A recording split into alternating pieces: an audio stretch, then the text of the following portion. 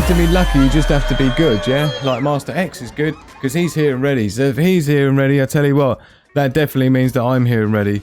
And you should all be here and ready too. So should we get into this Secret Prepper quiz? Let's do it. Oh, trivia. Good luck, everyone. Let's get into it.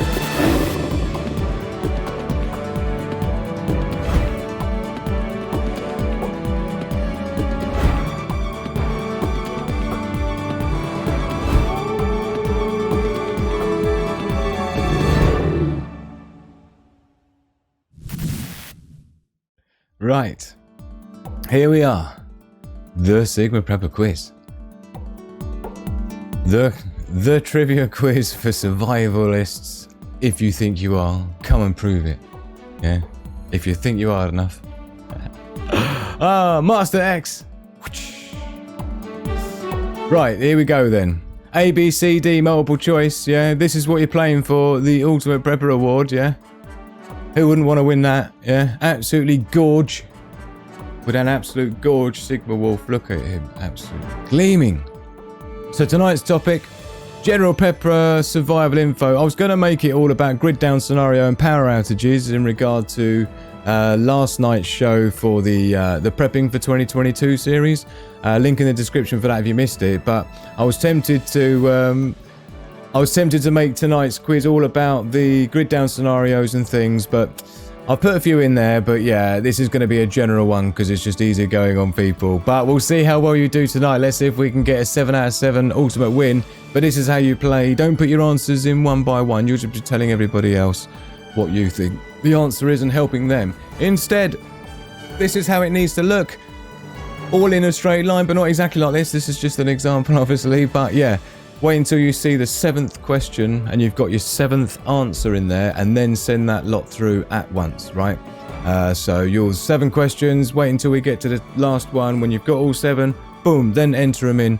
And obviously the fastest to get the highest wins it. Good luck then, and get ready. And don't forget, if you get 7 out of 7, you get issued the Ultimate Prepper role on the Discord server. Free to join. Again, links in the description. Get yourself over on Discord. Loads of prepping information over there. Loads of survival information. We share our survival skills and everything over there. It's brilliant. Plus the SHTF Intel stories. And you will have your role as the Ultimate Prepper if you get 7 out of 7. So let's see if you can. Are you ready? Let's get into it then with the questions. Pedigree Mongol there. General knowledge, I fancy my chances. So get ready. Is Urban hiding somewhere? Because Urban Harvesting's won it 3 times, and then last week we had our daily survival win it. So let's see who goes for it this time. So here we go. Yeah, I know. It's been a long week. Excuses aren't ready. You telling me? I bet you £1 million I've had a longer week than you have, girlfriend. Oh look, Carolyn Rose with her excuse a bit buffering as well. Oh, I'm sorry. Let's hope we're all right.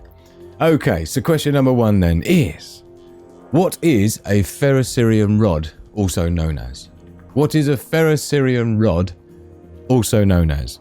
Is it A, a fishing rod, B, a gas pipe, C, a matchstick, or is it D, a flint strike? What's a Ferrocerium Rod also known as? A, a fishing rod, B, gas pipe, C, matchstick, or D, a flint strike? Question number 2. What is the current time before midnight on the Doomsday Clock? The Atomic Agency Doomsday Clock? What is the current time before midnight on the Doomsday Clock? Is it A, 90 seconds, B, 100 seconds, C, 2 minutes, or is it D, 3 minutes? The time before midnight on the Doomsday Clock. Is it A, 90 seconds, B, 100 seconds, C, 2 minutes, or D, 3 minutes? Question number 3, nearly halfway there. Which of the following antenna types, in terms of ham radios and all sorts of other transmission, very important SHTF scenario, which of the following antenna types will give the least maximum range? So what's going to give you the least maximum? Not very far. Is it A, a grid antenna, B, a Yagi antenna, C, an Omni antenna, or D, a patch antenna? Which one will give you the least range? A grid antenna, a Yagi antenna, an Omni antenna, or a patch antenna? Question number 4, more than halfway there. What year did the largest recorded solar flare, the Carrington Event, happen? If you were watching last night's show, Prepping for 2022, with a grid down scenario for last night, you'll know the answer to this. What year did the largest recorded solar flare, which basically wiped out the telegram lines and everything back then, whenever it was? When did it happen? What year was it? Was it A, 1839, B, 1859, C, 1889, or was it D, 1929? A, 1839, B, 1859, C, 1889, or D, 1929? Question 5. What is considered to be a normal adult heart rate? So not a child's heart rate, not like some super duper athlete or anything like that. A normal adult's heart rate. What would that be considered to be? Was it A, 30 to 50 beats per minute? B, 60 to 100 beats per minute? C, 80 to 120 beats per minute? Or was it D, 110 to 150 beats per minute? A, 30 to 50 BPM, B, 60 to 100 BPM, C, 80 to 100 BPM, or D, 110 to 150 beats per minute. Normal adult heart rate. Question number 6 then, the penultimate question, so get ready, because when you see the 7th one, you'll be ready with your answer string. Mangle, strangle, dangle, and tangle. Say that a million times in a row.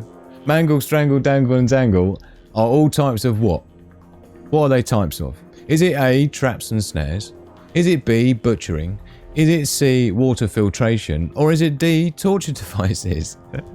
A, traps and snares, B, butchering, C, water filtration, or is it indeed D, torture devices? Are you ready though? Because this is the final question coming up. Are you ready? Because when you see this one, you'll be ready to pop your little answers in and we shall see who's the winner. Question number 7 is, if you are consuming 1,200 watts from a 12-volt battery, how many amps are you drawing? Again, if you've been watching the other shows, you will know the answer to this, particularly last week's Prepping for 2022 series. If you are consuming 1.2 kilowatts, 1,200 watts from a 12-volt battery bank, how many amps, therefore, must you be drawing out of that battery? Would it be A, 10 amps, B, 25 amps, C, 50 amps, or D, 100 amps?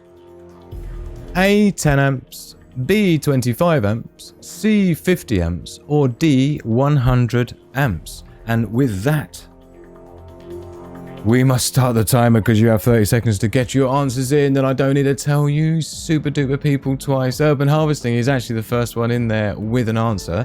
Of course, we don't know yet which one's right or not yet. We're going to go through the answers right next. It was Daily Survival in next with her answer. Pedigree Mongrel was next in with yours, and then Danger Bob after you. TD Monkey Pickle, thank you so much everyone for playing along. Robert McNamara there was next. Then it was Amphir, Ansett Gal, Shanna Hyde. Oh, Carolyn Rose, Pearl Flubble. Oh, look, Ali. We got Ali and Tin Can Copy Kettle Brass Pan Fernley has put an answer in. I did joke and say if you won it, I didn't even know if I won't even know if this name is going to fit into my system that I've built here for the answer of the name to go in. We'll see. But thank you so much for playing along. And Noelle Marie as well. No, it's fine, Noelle. Yours popped up as being, I had to say show on it, so it's fine. We'll take it into consideration. And Sandy was there then after that. So here we go. Look, urban harvesting already. Look, I literally ran in the door as I was struggling to get home from dropping the daughter off. She was running late. And yet you got your answer in first, Urban Harvesting. So well done, my man. Well done. And don't forget, Urban Harvesting was the one who won it 3 times in a row. Then it was Daily Survival last week who won it. And she's second this week with your answer. This is going to be interesting. So here we go then. Let's find out who is the winner. Question number 1 then was, what is a Ferrocerium Rod also known as? What is a Ferrocerium Rod also known as? AKA. I am very much hoping that everybody in the whole wide world got this right, because it would be somewhat disappointing if not. And let's have a look. It does look like everybody got it right, apart from Amphir. I'm sorry to call you out like that, Amphir. Oh no, Perp said C, Matchstick, but it's actually Flint Strike. Flint strike. Sandy had C as well on Matchstick. Some people not sure about 4 Bs in a row. Well, you challenged me on that and you said, oh, you know, there might not be a pattern, but, you know, it depends how I decide to do the answers as well. And lovely to see Shanna in there with her answers as well. Thanks, my darling. So, Flint strike. And I tell you, this is mine here. This isn't my main one. This is one that goes in my... I have a tactical belt that's got loads of pouches on, and I've got like a fire pouch, and I just have this lighter thing, which is just a waterproof case for the lighter, and which is quite handy. Just put a normal big lighter in there. Look, I prefer clippers, I prefer Zippos, but that's alright for going in there as a little holder. And then on the same thing, I've got a Ferrocerium Rod here, look, and you can see, and you get this, which is the strike, yeah, and then you create sparks, or if you've got, what I find is actually better, if you're going to get a Ferrocerium Rod, which is pretty good method of making ignition in your heat triangle of oxygen, heat, and fuel, and the ignition would be the heat. So, those who aren't familiar, there is the Opinel knives, and the great thing about these is that the back of the blade here is perfect. It's really sharp and square. And the back of the Opinel blades are absolutely ideal for striking your Ferrocerium Rod. This is literally my Ferrocerium Rod striking. Yeah, I can't do it too badly. Right? But the benefit of it, you see, is you can essentially make... You can get little grinds and powdery bits off it, yeah, into your leaf or whatever you've got, or into your feather sticks that you've done, and then when you do a big whoomph and then give it a good go, there's nothing that's going to stop that burning, right? So yeah, Flint strike, Ferrocerium Rod. So if you're looking to buy one online, Ferrocerium Rod is a better thing to search for, but Flint strike, it will come up as well. So question number 2, and well done for everyone who got that right. Question number 2, Wayne, what was the current time before midnight on the Doomsday Clock? I wonder who got that one right. Because Tia has... Well, it's been mentioned before, let's put it that way. Urban Harvesting had 100 seconds there. It looks like lots of people had 100 seconds. Danger Bob had 90 seconds. So did Tiddy Monkey Pickle. Looks like Robert had 100 seconds as well. Amphi again had 90 seconds. So a lot of people had A, actually, didn't they? Shanna Hyde had A as well, look. And said girl in there would be. Good girl. 100 seconds, you're absolutely right. So anyone who said 100 seconds is completely right. So let's have a quick look then, just so you can see what we're talking about for those who aren't familiar. At Doom's doorstep, it is 100 seconds to midnight. 2022 Doomsday Clock Statement. Science and Security Board, Bulletin of the Atomic Scientists. So this got updated in January the 20th, look, 2022. So that was before anything was kicking off between you-know-who and you-know-who. And they revealed the 100 seconds before midnight. And of course, I wonder if it were to be updated today, what that would look like in terms of... Yeah. I wonder. So, anyone who had 100 seconds, you're absolutely right. And I'm not sure what increments it's going to go in, but I wonder if it's going to be... Yeah, I agree, Pedigree Mongrel. Need more regular update, in fairness, because I looked into it and I've got a feeling they only update it annually. Once a year, that's it, right? Things are happening daily. We can't be waiting a year. But I don't think we need them to tell us how close we are to Doomsday on the Doomsday Clock, because we can see it happening every day. Question number 3 then. Which of the following antenna types will give least maximum range? It's unfortunate because I wanted to get something set up for this so I could share some things with you, but we can probably do that. We'll just do it. We'll do it individually, right? So I'll give you examples of each one as we go. But I'm interested to see, because I'm going to be doing a whole video about ham radio communications in an SHTF, right?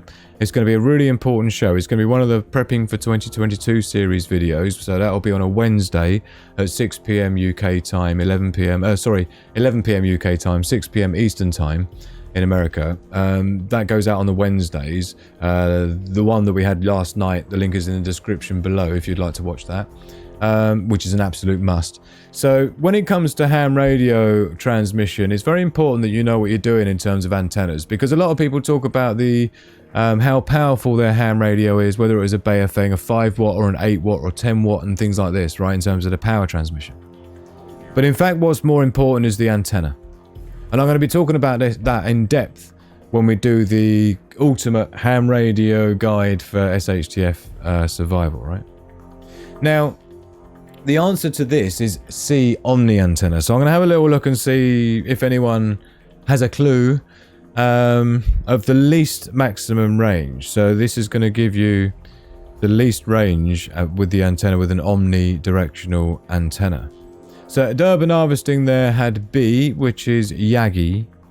Let's see on question 3 who had Omni. And let's see if it was a lucky guess or whether it was Lich. Danger Bob had C. Look, Omni. Let us know if that was a guess or whether you knew the score. Tiddy Monkey Pickle had C. So did Robert McNamara. Anyone who's flown drones, Amphir, anyone who's flown drones and stuff will know the differences between the antennas.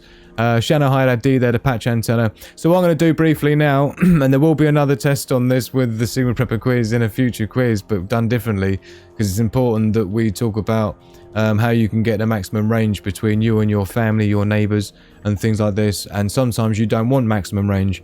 So to go through them one by one very briefly then, this is what a grid antenna looks like. Now, a grid antenna typically is used for very, very directional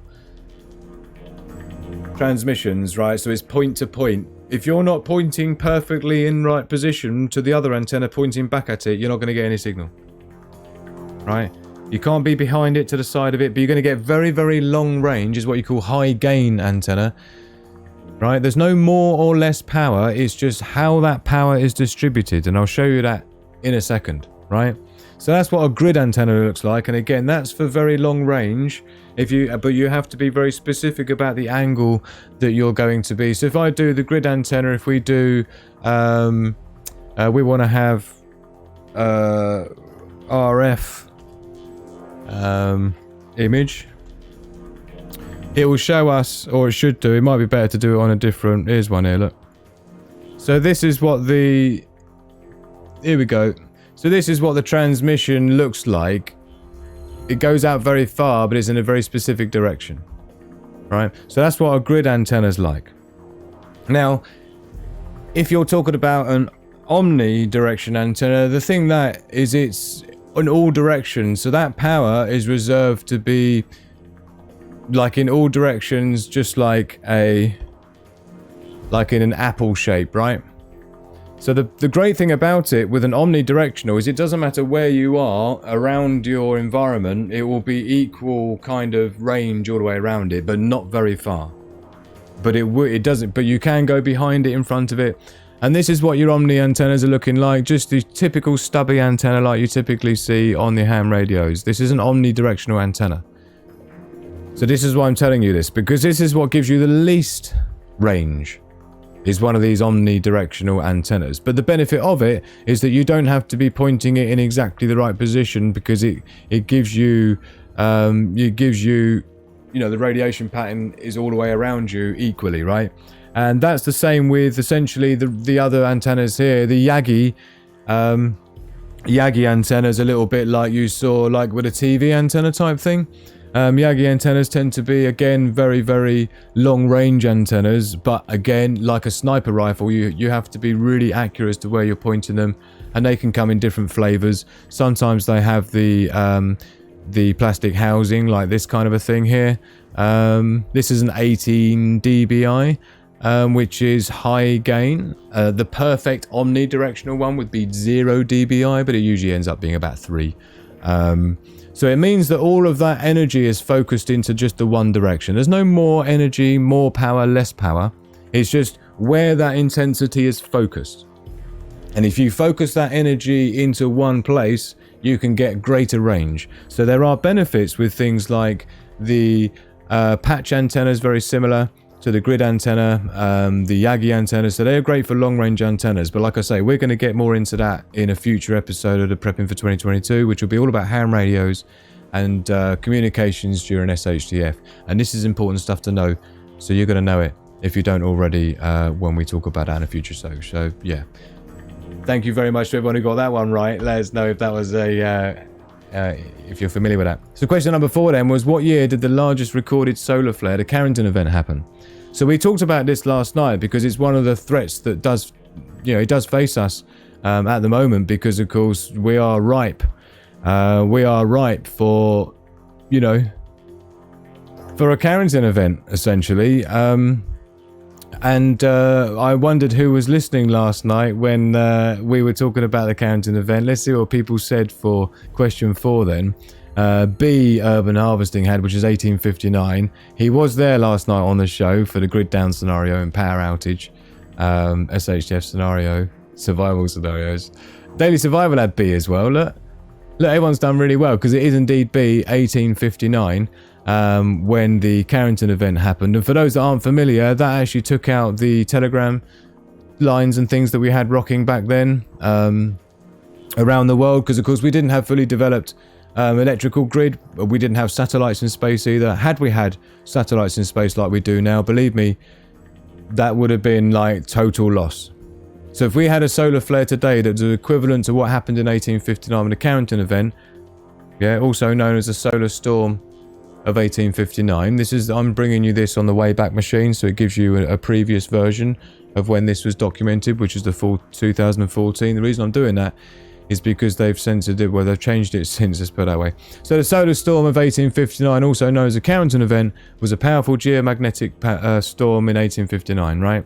And there was stuff turning itself on and everything, right? I mean, without it even being plugged in, there was just so much energy in the atmosphere, right? And that energy resonates in the long copper wires and things that go across the countries, and then at either end it just essentially just builds up and goes pop and blows the transformers. And obviously you need power to build new transformers, so if all the transformers pop, how are you going to make new ones when the factories aren't going to work to make them, and you can't get the stuff there because there's no power to get the stuff there? Back to the Bronze Age, as we talked about last night. Back to the Bronze Age is what it would mean for us right now, because all satellites down, no communications, no nothing. And it says here, look, studies have shown that a solar storm of this magnitude today would likely cause widespread problems, which is just an insult, because it's more than just widespread problems. The amount we rely on technology, forget about it. There is an estimated 12% chance of a similar event occurring between 2012 and 2022. And for those that were watching on the SHTF Intel report tonight as part of the Sigma Prepper live show will know, we just looked at the sun, and we just looked exactly at how, like, half an hour ago, right? We just looked at the sun and saw how active it is right now and how it's way off the charts with sunspots. For all we know, we're overdue. So bear that in mind, right? And that could mean proper grid down scenario for extended period of time. Again, another show that we'll do dedicated to that coming up in the future. So quickly then, what's considered to be normal adult heart rate? Because again, last night we talked about how the hospitals would be triaging by about day 4 of a grid down scenario, so there's no point going there. So if you've got issues going on, you're going to need to know this stuff, because how do you know what's normal or not? If you're one of your dependents or something like that, or children or whatever, partners has got some issues and you're trying to take their heart rate, but unless you know what is a normal heart rate, which is 60 to 100 beats per minute. But that assumes, just an average normal adult, because children's and things, and if you're an athlete, will be different, higher and lower. But between 60 and 100 is normal. If it's way above 120 or something like that, or if it's way below sort of like 50, then there could be something else going on. But 60 to 100 beats per minute. Let's see who got that right and who didn't. If I can scoot my way back to the answers you had piling in. There's urban harvesting was first, wasn't it? What did you have for question 5 then? 3 from the end. You had B, good man. Who Data survival B. Everyone's getting B. Everyone's getting B. Brilliantly done. Oh, Shannon with C. What's that? 80 to 120. If you're super fit, but I did specifically say normal and it's bold and it's white. But so close. And Carolyn went for C as well. So yeah, tricky one. But yeah, 60 to 100 is the recommended guide for what considered normal for an adult. Question 6 then, the penultimate. Mangle, strangle, dangle, and tangle are all types of what? I wonder who knows this one. What we got here? He's saying A, traps and snares. Daily survival's going for C, water filtration. Pedigree and mongrel's going for A. Danger Bob A. There's quite a few A's in there. There's a lot of A's in there. You're absolutely right. Traps and snares is the right answer for number 6. Traps and snares. They're all the different types of traps and snares and things. There's a few. I'm going to do probably a separate thing on this because it's quite, it's quite a, what do you call it, topic. But essentially, yeah, traps and snares, tangle, dangle, strangle or mangle. In most survival situations, food is not an essential. You can live only a few days without water, but you can live for weeks without food. The energy used to find and hunt for food can also burn more calories than they give back. Yeah, so that's the idea, because trapping and things and snaring requires not a lot of energy. That's the benefit, right? So there's lots of different types of snares and traps that you can come up with, and they've all got different types of pros and cons depending on what it is you're trying to trap, what it is you're trying to snare, and so on, and what you've got available around you. Just a fascinating craft. I call it a craft because it is. I had a friend of mine that I met when I was in... I did like a weird army cadet type thing for 3 weeks and the summer holiday like camp with school when I was probably about maybe Xavier's age, maybe a bit younger, 13. And there was this lad who was in my bunk bed. It was like a military camp thing for like 3 weeks, right? And my mum paid for me just to get rid of me, I'm sure, right? But I loved it. And there was this dude who was in the bunk above me, and he gave me chest expanders with the springs and stuff. I never anything like that. That's what got me into bodybuilding back then, right? You wouldn't know it now, but that was it back in the day. And he was right into trapping and snares, and he made 3 snares out in the woods. He even had like really thin cable wire stuff, right? And he was setting up traps in the woods. And I was just following him around, watching what he was doing. It's fascinating. So yeah, amazing. So question number 7, we had, if you are consuming 1,200 watts of juice from a 12-volt battery, how many amps are you drawing? And this is important to know, because if you don't... Current, which is the amps here, current is the killer when it comes to heat and when it comes to things setting on fire and burning. Yeah? So if you don't... This is why we've had in a previous Sigma Prepper quiz, survival trivia, we had a previous question that asked which of the following wire gauges would allow you to carry the most current, because the current is what's going to melt your wire. So if you're not using thick enough wire, so it's important that you understand how many amps you're intending on drawing from your battery through what wires, because when you start pulling something like 100 amps of juice, right, that is a lot. You're going to need some really fat cable for that, and 1,200 watt is not even enough to be dragging your aircon. Right, your AC aircon, right, is going to be pulling probably 3,000 to 5,000 watts. When it first boots up, once it's settled in, it's more like 800 watt or something like that, right? But when it's rocking full chat, your air conditioning, that's way pulling more than 1,200 watts, and that means you're already pulling 100 amps of juice. You're going to need some properly fat cables, big styly. Right, so bear that in mind, and for those who want to be able to work it out on the fly at any point, you can just use the power formula, which is a little bit like the resistance versus voltage idea in electronic. Obviously, I'm a qualified electronic and robotic engineer, so this is kind of my field, and I've set up so many off-grid power systems for people as a consultant and myself as well, and other projects I've prototyped for clients as a prototype and engineer as well. So I've used this extensively in things. So P is the power, which is the watts. The I is the current, which is amps, and then the voltage. So the triangle here allows you to work out any of them. As long as you have 2 of them, you can work out the other one. Right. So if you have the P, if you have the power, right, which we do, it's 1,200 watts. yeah, equals the current times the voltage. So we know it's 12 volt. To get 1200, we need to times it by 100. And sure enough, 1200 watts is what we get to. So, and equally, if we have the current, which is 100 amps, yeah, we just, you know, or should we say, if we want to know the current, we just take the watts and we divide it by the volts. So we would take the 1200 watts and we would divide that by the voltage, which is 12, and that gives us the magical 100 amps. Right, so that's how you use this triangle. I'll get my head out of the way in case you want to screenshot it. Jeez. But yeah, these things are useful because, like I say, you're going to want to make sure you're using the right thickness of cable, the right connectors and things like this. Otherwise, you're going to be creating some serious heat if you're using skinny ass wires, pulling 100 amp through it. Don't do it. There's a ways around it, and we'll talk about it in the future on a different show. But in the meantime, thank you so much for playing along. These are what the final answers should look like. So urban harvesting was there with the, let's see, and I can say it now, we have got a winner. There's Danger Bob in there. We've got TD Monkey Pickles next. And let's have a look then. I'm going to confirm with our independent adjudicator in terms of who was fastest doing what. And I'll tell you what's interesting actually is that we had a reasonably interesting situation with my auto thingy bob here, but it's fine because I managed to fix it. And I'll fix it fully during the week, but for the purposes of the show, we're absolutely fine. But yeah, I can tell you now that we do have a new winner. It's not urban harvesting again, and it's not even daily survival. So who is it? Who is it? I wonder. Let's find out, shall we?